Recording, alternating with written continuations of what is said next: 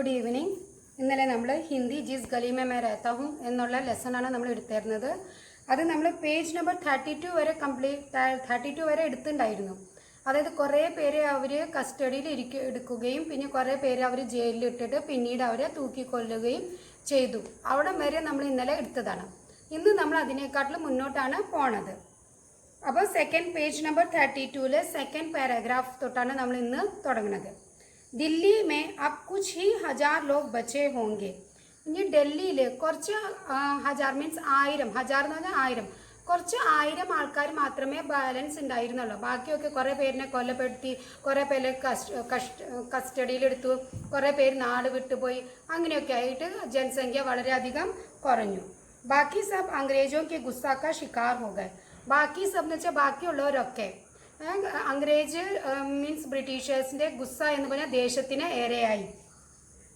ബച്ചെ സിർഫ് വേ ജോ ദില്ലി സെ ഭാഗ് ഗए. ആരൊക്കെയാണ് ഡൽഹിയിൽ നിന്ന് ഓടിപ്പോയി അവർ മാത്രമേ രക്ഷപ്പെട്ടിട്ടുള്ളൂ, അവർ മാത്രമേ ബാക്കി ഉണ്ടായിരുന്നുള്ളൂ. വേ ലോഗ് ഖുഷ് കിസ്മത്ത് थे वरना उन्हें भी फांसी दे दी जाती. അവരൊക്കെ ഖുഷ് കിസ്മത്ത് എന്ന് പറഞ്ഞാൽ ഭാഗ്യമുള്ളവരായിരുന്നു. അവരൊക്കെ ഭാഗ്യമുള്ളവരായിരുന്നു, അല്ലെങ്കിൽ അവരെയും തൂക്കി കൊന്നേരുന്നേ എന്ന്. दिल्ली में रहना ही उन दिनों मानो अपराध हो गया था. അപരാധം എന്ന് വെച്ച് കഴിഞ്ഞാൽ ഏതോ വലിയ അപരാധം എന്ന് പറഞ്ഞാൽ അപരാധം.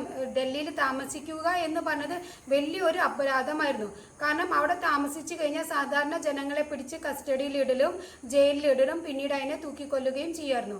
അപ്പോൾ ഡൽഹിയിൽ താമസിക്കുക എന്ന് പറഞ്ഞത് വലിയൊരു കുറ്റകരമായിരുന്നു, അപരാധമായിരുന്നു എന്ന് തോന്നാൻ തുടങ്ങി. മേരെ പഹചാൻ കാ ബീഷിത് ഥാ ചിരാഗ് അലി. എൻ്റെ പരിചയത്തിലുണ്ടായിരുന്ന ഒരു ബീഷിത്, അതിൻ്റെ പേരായിരുന്നു ചിരാഗ് അലി. ബീഷിത് എന്ന് പറഞ്ഞാൽ റോഡരികെ ഉള്ള ചെടികളൊക്കെ നനച്ചായിരുന്നു, റോഡ് നനച്ചായിരുന്നു. ഇങ്ങനെ പൊടിയൊക്കെ പാരാണ്ട് മറ്റുള്ളവരുടെ മേത്തേക്ക് വരാണ്ടിരിക്കാൻ വേണ്ടി റോഡ് നനയ്ക്കലും റോഡിൻ്റെ സൈഡിലുള്ള ചെടികൾ നനയ്ക്കലൊക്കെയാണ് ഈ ബീഷിത് എന്ന് പറഞ്ഞ വ്യക്തി ചെയ്യുന്നത്. അയാളുടെ പേരായിരുന്നു ചിരാഗ് അലി എന്ന് പേര്. ബെഹത്തർ സീതാ ആദ്മി ഥാ. ബേഹദ് സീത ആദ്മി താ. ബേഹദ് മീൻസ് നല്ല പറയണേക്കാട്ടിലും ഏറ്റവും നല്ല സ്ട്രെയിറ്റ് ഫോർവേഡ് ആയ ഒരാളായിരുന്നു. റോസ് സുബഹ ഷാം नहर का पानी अपने मशक में भरता और अल्लाह के गुण गाता हुआ सड़क को सींचा करता. മഷക് എന്ന് വെച്ച് കഴിഞ്ഞാൽ അവരുടെ സൈഡിൽ ഒരു പണ്ടത്തെ ഒരു വെള്ളം നനയ്ക്കുന്ന ഒരു പോട്ട് മാതിരിയാണ്, ഒരു യു ഷേപ്പിൻ്റെ പോട്ട് മാതിരിയുള്ള സാധനമാണ്. അപ്പോൾ അവിടുത്തെ ചാലിൽ നിന്ന് ആ വെള്ളം എടുത്തിട്ട് റോഡ് മുഴുവനും നനച്ചായിരുന്നു. और अल्लाह के गुण गाता हुआ सड़कों को सींचा करता था. അല്ലാഹ് കാ ഗുൺ എന്ന് വെച്ച് കഴിഞ്ഞാൽ ദൈവത്തിൻ്റെ പാട്ട് പാടിയോണ്ട് സീച്ച കർത്ത എന്ന് പറഞ്ഞാൽ നനച്ചായിരുന്നു, റോഡ് മുഴുവനും നനച്ചായിരുന്നു. खाने के लिए जो भी रूखी सूखी मिल जाती उसी को गले के नीचे उतार अपने में मग्न रहता. റുഖി സൂഖി എന്ന് പറഞ്ഞാൽ എന്തെങ്കിലും ഒന്ന് കിട്ടുകയാണെങ്കിൽ, അതായത് ആരെങ്കിലും എന്തെങ്കിലും അവന് കൊടുക്കുകയാണെങ്കിൽ അതും കഴിച്ച് അവൻ ഇങ്ങനെ അവൻ്റെ ലയത്തിൽ നടന്നു പോയായിരുന്നു, ജീവിച്ചു പോയായിരുന്നു. एक रोज दिल्ली के बड़े हाकिम हडसन साहब जब सड़क से अपने घोड़े पर सवार होकर निकल रहे थे, चिराग अली सड़क सींच रहा था. ഒരു ദിവസം ഈ ഹഡ്സൺ എന്ന് പറഞ്ഞാൽ അവിടുത്തെ ഓഫീസർ, ആ ഓഫീസർ ഒരു ദിവസം കുതിരയിൽ ഇരുന്നിട്ട് ആ വഴി കൂടെ പോകുകയായിരുന്നു. ആ വഴി കൂടെ പോയോണ്ടിരിക്കുമ്പോൾ ഈ ഹഡ്സൺ അവിടെ റോഡ് നനയ്ക്കുകയായിരുന്നു. സീച്ച് രഹാ ഥാ. ഉസ്നെ ഹഡ്സൺ സാബ് കോ സലാം നെഹി കിയ. അത് ഹഡ്സനെ കണ്ടിട്ട് സലാം ചെയ്തില്ല. സലാം മീൻസ് വിഷ് ചെയ്തില്ല. ഗുഡ് മോർണിംഗ് അല്ലെങ്കിൽ നമസ്തയോ എന്ന് പറഞ്ഞ ഒരു വിഷും ചെയ്തില്ല. ഈശ്വർ കെ ഗുൺ ഗാത്താ രഹ. ദൈവത്തിൻ്റെ പാട്ട് പാടിക്കൊണ്ടിരിക്കുകയായിരുന്നു. ഹഡ്സൺ സാബ് को जो गुस्सा आया उन्होंने अपनी तलवार से अभागे चिराग अली का पेट चीर डाला और उसकी लाश दिल्ली दरवाजे पर टंगा दी. ഹഡ്സൺ സാറിന് ദേഷ്യം വന്ന ഉടനെ ആളുടെ ആരയുടെ അവിടെ കത്തി ഉണ്ടായിരുന്നു. ആ കത്തീനെ എടുത്തിട്ട് ഈ ചിരാഗ് അലിയുടെ വയറ് ചീർ ദിയ എന്ന് പറഞ്ഞാൽ കുത്തി കീറി. എന്നിട്ട് അയാളുടെ ശവം ഡൽഹിയുടെ ആ എൻട്രൻസ് എന്ന് പറഞ്ഞാൽ ആ ഡോറിൻ്റെ അവിടെ കൊണ്ടുപോയി തൂക്കിയിട്ടു. ഉസ്കി ലാഷ് ദില്ലി ദർവാജെ पर टंगा दी. इन्हीं हडसन साहब ने बादशाह बहादुर शाह जफर के दोनों बेटों शहजादों फजल और मिर्ज़ा अबू बकर का भी खून कर उनके सिर दिल्ली दरवाजे पर लटका दिए थे. ഈ ഹഡ്സൺ സർ തന്നെ ബാദുഷാ ജഫറിന് 2 ആമക്കളുണ്ടായിരുന്നു. ആ 2 ആമക്കളെയും കൊന്നിട്ട് ഡൽഹിയുടെ കഥകിൽ തൂക്കിയിട്ടുണ്ടായിരുന്നു. ഹഡ്സൺ को हिंदुस्तानियों का खून करने में बड़ा मजा आता था. ഹഡ്സനെ ഹിന്ദുസ്ഥാനി മീൻസ് ഇന്ത്യൻ ആൾക്കാരെ കൊല്ലാൻ എന്ന് പറഞ്ഞാൽ ഭയങ്കര ഇഷ്ടമായിരുന്നു. മജ ആത്താന്ന് വെച്ചാൽ ഭയങ്കര അവന് ഇഷ്ടമായിരുന്നു എന്ന്. मेरे पड़ोस में एक गरीब औरत मेहरुनिसा रहती है. എൻ്റെ പടോസ് എന്ന് പറഞ്ഞു കഴിഞ്ഞാൽ എൻ്റെ നെയ്ബർ, എൻ്റെ തൊട്ട അയൽവാസി. അവിടെ മെഹറുനിസ ഒരു സ്ത്രീ താമസിച്ചിരുന്നു. ഉൻകെ പതി की मौत को 7 साल हुए. അതിൻ്റെ ഭർത്താവ് മരിച്ചു 7 കൊല്ലമായി. അക്കേലി औरत ഒറ്റയ്ക്കായിരുന്നു താമസിച്ചിരുന്നത്.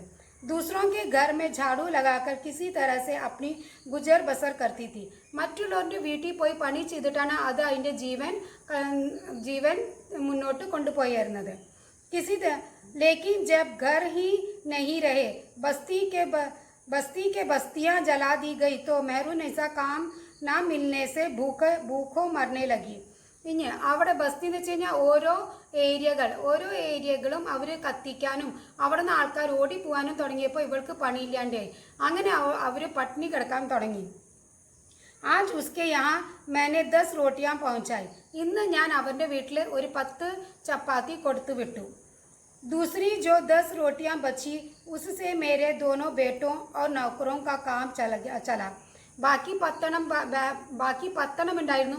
അതിൽ നിന്ന് എൻ്റെ 2 മക്കൾക്കും പിന്നെ എൻ്റെ പണിക്കാർക്കും കൊടുത്ത് അതിൽ നിന്ന് കാര്യങ്ങൾ മുന്നോട്ട് പോയി. मेरे हिस्से में 1.5 रोटी आई. എൻ്റെ അടുത്ത് 1.5 റൊട്ടിയാണ് വന്നത്. फिर भी तसल्ली थी कि मेरी रोटियों से मेहरुनिसा और उसकी 2 बेटियों की भूख तो बुझी. എനിക്കൊരു സമാധാനം ഉണ്ടായിരുന്നു. എനിക്ക് കിട്ടാനുള്ള ചപ്പാത്തി ഞാൻ മെഹറുനിസയും അവരുടെ 2 മക്കൾക്കും കൊടുത്തു.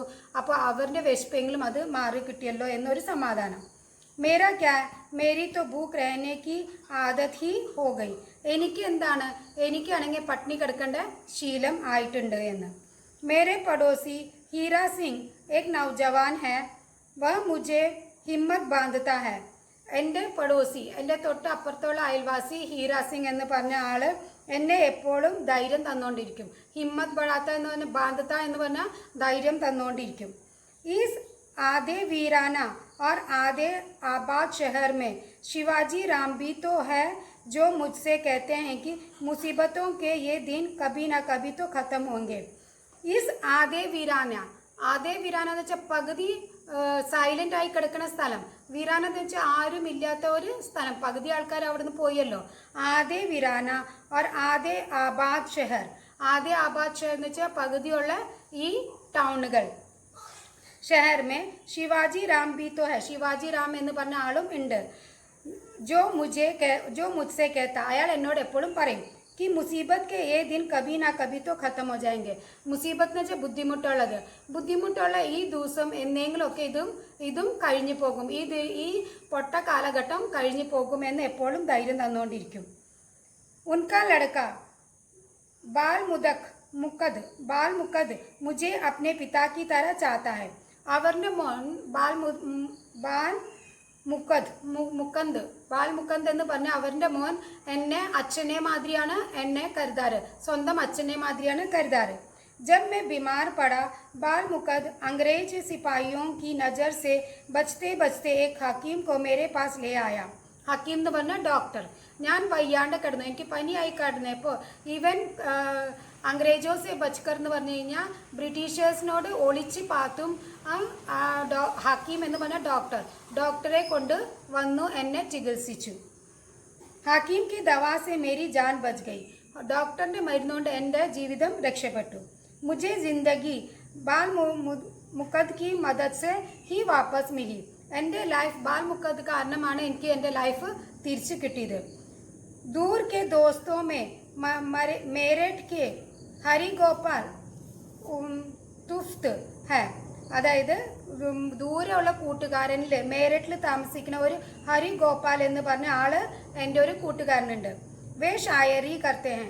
ആളും കവിത എഴുതുന്ന ആളാണ്. उन्होंने मुझे अपने घर मेरठ से नकद रुपए भेजा है. അവൻ എനിക്ക് ആ മേരട്ടിൽ നിന്നിട്ട് കുറച്ച് കാശ് എനിക്ക് അയച്ചു തന്നു. നഗത് रुपए എന്ന് പറഞ്ഞാൽ കുറച്ച് കാശ് എനിക്ക് അയച്ചു തന്നു. गहू की कुछ बोरियां भी तुफ्त के आदमी मेरे घर रख गए. തുഫ്തിൻ്റെ ആൾക്കാർ വന്നിട്ട് എൻ്റെ വീട്ടിൽ കുറച്ച് ഗോതമ്പിൻ്റെ ചാക്കും വെച്ച് പോയി. ഉन्होंने कहला भेजा है कि मैं फिक्र ना करूं. എന്നോട് പറഞ്ഞു നൗക്കർ മീൻസ് ആ പണിക്കാരനോട് പറഞ്ഞു വിട്ടു, ഞാൻ പേടിക്കേണ്ട ആവശ്യമില്ല, വിഷമിക്കേണ്ട ആവശ്യമില്ല. ഫിക്കർ മത്ത് എന്ന് പറഞ്ഞു കഴിഞ്ഞാൽ വിഷമിക്കേണ്ട ആവശ്യമില്ല. വേ മേരി മദത് ഹർ കിസം സെ കർത്തെ രഹെങ്കെ. അവർ എന്നെ ഏത് രീതിയിൽ വേണമെങ്കിലും സഹായിക്കാൻ റെഡിയാണ് എന്ന്. ये बातें जिनका लिखना जरूरी नहीं था, सिर्फ इसलिए लिखी कि इन लोगों की दरियादिली और हमदर्दी का शुक्रिया अदा हो जाए. ഇതൊക്കെ ഡയറിയിൽ എഴുതി വെച്ചേക്കാണ്. അപ്പോൾ ഇതും ഡയറിയിൽ എഴുതി വെച്ചിട്ടുണ്ട്. അപ്പോൾ ഇത് ഈ ഡയറിയിൽ എഴുതേണ്ട വലിയ ആവശ്യമൊന്നുമില്ല. എന്നാലും ഞാൻ ഇവരുടെ കാര്യങ്ങൾ ഈ ഡയറിയിൽ എഴുതുന്നത് അവരുടെ ആ വലിയ മനസ്സ്, ദരിയാദിലി എന്ന് പറഞ്ഞാൽ വലിയ മനസ്സും ഹംദർദി എന്ന് പറഞ്ഞാൽ കരുണ കാണിക്കുന്ന സ്വഭാവവും മറ്റുള്ളവർക്ക് അറിയാൻ വേണ്ടിയിട്ടാണ് ഞാനിത് എഴുതി വെച്ചത്. രാത് കോ ചിരാഗ് നെഹി ജലത്തെ. രാത്രി ചിരാഗ് എന്ന് വെച്ചാൽ വെളിച്ചം ഉണ്ടാവാറില്ല. दिन में चूल्हे नहीं सुलगते. पगल അടുപ്പും കത്താറില്ല. जब अनाज ही नहीं है तो चूल्हा कहाँ से जले. ധാന്യങ്ങളെ ഇല്ലാണ്ട് ആയി കഴിഞ്ഞാൽ, അരിയെ ഇല്ലാണ്ട് ഇരുന്ന് കഴിഞ്ഞാൽ അടുപ്പ് എവിടെ നിന്നാണ് കത്തുക. മക്കാനോ കെ മാലിക് മാർ ഡാലേ ഗए. വീടിൻ്റെ ഉടമസ്ഥന്മാരെയൊക്കെ കൊല്ലപ്പെട്ടു. വേ ഹോത്തേ തോ ഘറോ മേ ഗല്ല പാനി ആത്ത. അവരുണ്ടായിരുന്നെങ്കിൽ വീട്ടിൽ കാശും വെള്ളവും അന്നമൊക്കെ വന്നിരുന്നു. गालिब जिसके इस शहर में हजारों दोस्त है, इस तन्हाई और अकेलापन में सिर्फ अपना कलम के सहारे ही जिंदा बचा रह गया. അപ്പോൾ ഗാലിബ് എന്ന് വെച്ച് കഴിഞ്ഞാൽ മിർസ ഗാലിബിനെ പറ്റിയിട്ടാണ് പറഞ്ഞത്. ഗാലിബിന് ഈ ടൗണിൽ കുറേ ഫ്രണ്ട്സും കുറേ ആൾക്കാരും ഉണ്ടായിരുന്നു. പക്ഷെ അവരും ഒക്കെ ഇല്ലാണ്ടായി. അവരൊക്കെ ഇല്ലാണ്ടായപ്പോൾ ആളുടെ പെൻ മാത്രമേ, കലം എന്ന് പറയുന്നത് പെൻ മാത്രമേ ആൾക്ക് ജീവിതം നിലനിൽക്കാൻ ആളെ സഹായിച്ചിട്ടുണ്ടായിരുന്നുള്ളൂ. उसके सारे दोस्त एक एक कर मार डाले गए. ആളുടെ എല്ലാ ഫ്രണ്ട്സും ഓരോന്നായി കൊല്ലപ്പെടുത്തി പോയി. മേരി ആത്മാ may Ab Kewal ദുഃഖ് he ദുഃഖ് high. എൻ്റെ ആത്മാവിൽ ഇനി ദുഃഖം മാത്രമേ ഉള്ളൂ. मैं अपना बिस्तर और कपड़े बेच कर ജിന്ദഗി ഗുജാർ रहा हूँ. ഞാൻ എൻ്റെ വീട്ടിലത്തെ കിടക്കയും ഡ്രസ്സുകളും ഒക്കെ വിറ്റിട്ടാണ് എൻ്റെ ജീവിതം മുന്നോട്ട് കൊണ്ടുപോകണത്. അതായത് വീട്ടിലത്തെ എല്ലാ സാധനങ്ങൾ വിറ്റിട്ടാണ് ജീവിതം മുന്നോട്ട് കൊണ്ടുപോകണേ. दूसरे लोग जिस तरह से रोटी खाते हैं मैं कपड़े खा रहा हूँ. മറ്റേ ആൾക്കാരൊക്കെ ഏത് രീതിയിലാണ് റൊട്ടി കഴിക്കുന്നത്, അതായത് ചപ്പാത്തി കഴിക്കുന്നത്, ഞാൻ റൊട്ടിയല്ല കഴിക്കുന്നത്, തുണികളെ കഴിക്കണേ എന്ന് വെച്ച് കഴിഞ്ഞാൽ ആളുടെ വീട്ടിലത്തെ സാധനങ്ങൾ വിറ്റിട്ടാണ് ആൾ കഴിക്കുന്നത്. അതുകൊണ്ടാണ് പറഞ്ഞത് റോട്ടി ഖാത്തെ ഹെ മേ കപ്പടേ ഖാ റാ ഹൂം, തുണികൾ തിന്നുകയാണ്. कि जब सब कपड़े खा लूँगा तो नंगा ही भूखा मर जाऊँगा. എല്ലാ തുണികളും ഞാൻ തിന്നു കഴിഞ്ഞു കഴിഞ്ഞാൽ ഞാൻ തുണി ഇല്ലാണ്ട് തന്നെ മരിച്ചു പോകും. അവിടെ വരെയാണ് നമുക്ക് ഗാലിബിൻ്റെ ഡയറി ഉള്ളത്. അപ്പോൾ ഇന്നത്തോടെ നമ്മളുടെ ഈ ഹിന്ദി ലെസൺ കഴിഞ്ഞു. Bye, have a nice day.